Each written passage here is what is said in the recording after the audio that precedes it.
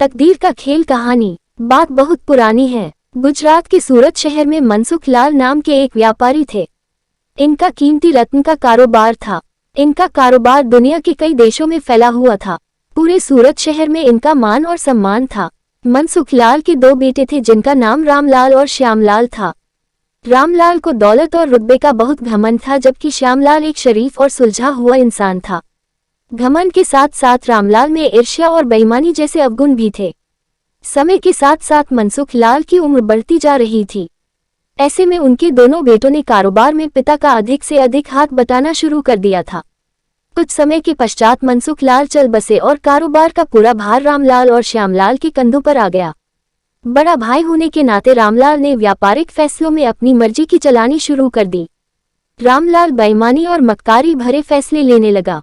असली रत्न के नाम पर वह नकली रत्न का व्यापार करने लगा, जिससे उसका मुनाफा बढ़ने लगा। इस मुनाफे से उसका बाकी बचा चरित्र भी काला हो गया। दौलत के घमंड में वह परिवार में उन्मादी जैसा व्यवहार करने लगा।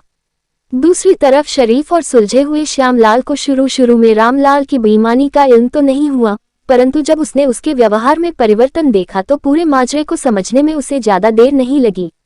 रामलाल की करतूतों से श्यामलाल को बड़ा दुख हुआ। उसने रामलाल को समझाने और सही रास्ते पर लाने की कोशिश भी की, परंतु वह नाकाम रहा। उल्टे रामलाल श्यामलाल से खफा हो गया और व्यापार में बंटवारे का बहाना ढूंढने लगा। बंटवारे में भी उसने बेईमानी की साजिश रची, घर में कलह का माहौल पैदा किया।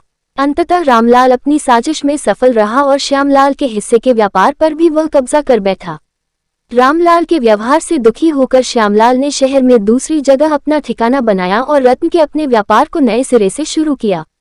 ईमानदारी की नींव पर शुरू हुआ श्यामलाल का व्यापार जल्दी ही चल निकला। एक तरफ जहां श्यामलाल की ख्याति देश और विदेश में बढ़ने लगी, वहीं दूसरी तरफ रामलाल की करतूतों की पोल खुलने लगी थी। नकली रत्न के व्यापार के कारण रत्न बाजार में रामलाल की साख को जोरदार धक्का लगा और उसके व्यापार का दायरा सिमटने लगा। अंततः नौबत यहाँ तक आ गई कि बाहर क्या, अपने शहर का भी कोई व्यापारी रामलाल का नाम लेने से भी तौबा करने लगा।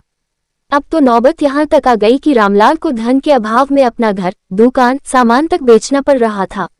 जल्दी ही रामलाल के हाथ से सब कुछ निकल गया और वो परिवार सहित सड़क पर आ गया। अब रामलाल को अपने किए पर पछतावा हो रहा था, परंतु उसकी तकदीर ने जो खेल खेल दिया था उससे आसानी से पीछे आना उसके लिए संभव नहीं था। दूसरी तरफ श्यामलाल की तकदीर का खेल था, जिसकी बदौलत वह रंग से राजा बन गया था। जब रामलाल की बदहाली की खबर श्यामलाल को लगी तो उसे बड़ा दुख हुआ। पुरानी बातों को भूलकर वह भागा भागा अपने बड़े भाई रामलाल के पास पहुंचा और रामलाल के लाख मना करने के बाद भी उसे परिवार सहित अपने पास ले आया। ये भी तकदीर का ही खेल था कि जिस भाई के साथ रामलाल ने बदसलूकी कर उसे सड़क पर पहुंचा दिया था, वही भाई आज उसे सड़क से उठाकर अपने घर में ले आया था। कहानी से शिक्षा। इस कहानी से यह शिक्षा मिलती है कि तकदीर कब किसके साथ क्या खेल खेल दे, इसका अंदाजा कोई नहीं लगा सकता। हाँ, इतना जरूर है कि आपके कर्म ही आपकी तकदीर लिखते हैं।